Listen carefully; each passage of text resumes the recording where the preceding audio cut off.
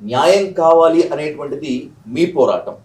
మీరు చేసిన పోరాటానికి మేమంతా తోడుగా ఉంటామనేటువంటిది వైసీపీ అధినేత జగన్మోహన్ రెడ్డి దగ్గర నుంచి కొంతమంది మహిళా సంఘాలు, కొన్ని ప్రజా సంఘాలు వీళ్ళంతా కూడా ఉన్నారు. ఎలాంటి న్యాయం కావాలి మీకు అసలు? ఒకవేళ మీకు కావాల్సిన న్యాయం జరగకపోతే ఏంటి మీ తదుపరి స్టెప్ ఏ విధంగా ఉంటుంది?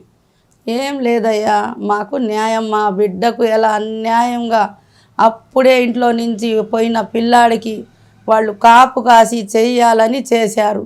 నా బిడ్డకు ఎలా అన్యాయంగా చేశారో వాడికి రోడ్డు మీద ఉరి తీయాలి, లేకపోతే ఎన్కౌంటర్ చేయాలి. ఆ చెయ్యని పక్షంలో మేమిద్దరం కూడా ఉండము. వాళ్ళ కళ్ళ ముందే మేము తల్లిదండ్రులు కూడా మేము చనిపోతాం. అప్పుడు వాళ్లకు శాంతమైద్ది. అదే నేను ఒక్కటి కోరుకునేది, మాకు కూడా తీసుకెళ్ళండి, మాకు కూడా చంపేయండి. అన్యాయంగా మాత్రం నిందలు వేయబాకండి. మాకు న్యాయం జరగకపోతే మేమిద్దరం కూడా ఉండము. నేను అదొక్కటే ప్రభుత్వానికి కోరుకునేది.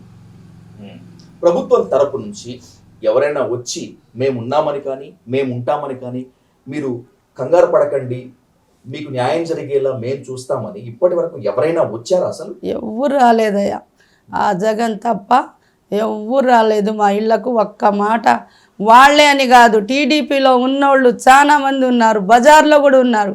ఒక్కళ్ళు కూడా ఇది అన్యాయమేమా, ఎవరు అబ్బాయి అయినా ఒకటే అని ఒక్కళ్ళు కూడా మా గడప తొక్కినోళ్లే లేరు.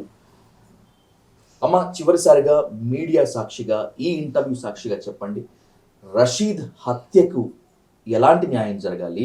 ప్రభుత్వం నుంచి కానీ ఈ పౌర సమాజం నుంచి కానీ మీరు ఎలాంటి స్పందన, న్యాయం కోరుకుంటున్నారు? అదేనయ్యా, నాకు న్యాయం అనేది వాడిని చంపితేనే.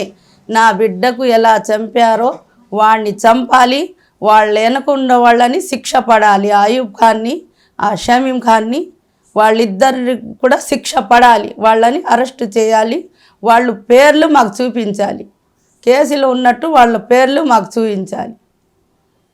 చూసారుగా, చేతికొచ్చిన కొడుకుని పోగొట్టుకున్న ఓ తల్లి గుండెకోత ఇది. రేపో మాపో పెళ్లి చేసుకొని ఇంట్లోకి నవదంపతులు వస్తారనుకున్నటువంటి టైంలో కొడుకుని హత్య చేస్తే తండ్రి ఏ విధంగా తల్లడిల్లుతున్నాడో, ఒక మాట కూడా మాట్లాడలేనటువంటి నిస్సహాయతలో ఉన్నారో, ఇది ఇక్కడి పరిస్థితి. సరే, నిజాలు ఏమైనా ఉండొచ్చు, అసత్యాలు ఏమైనా రాజ్యం ఏలుతుండొచ్చు, కానీ ప్రభుత్వాలు ఏవైనా పారదర్శకమైనటువంటి విచారణ చేసి రషీద్ కుటుంబానికి న్యాయం చేయాల్సినటువంటి అవసరం ఎంతైనా ఉంది అనేటువంటిది ప్రజా సంఘాల డిమాండ్. ప్రజా సంఘాలతో పాటు ఎవరైనా కూడా మా కడుపు కోతను అర్థం చేసుకోండి, ఆరోపణలు చేయకండి, నిందలు వేసే ముందు మీకు కూడా పిల్లలు ఉన్నారనేటువంటిది ఒక్కసారి ఆలోచించుకోండి.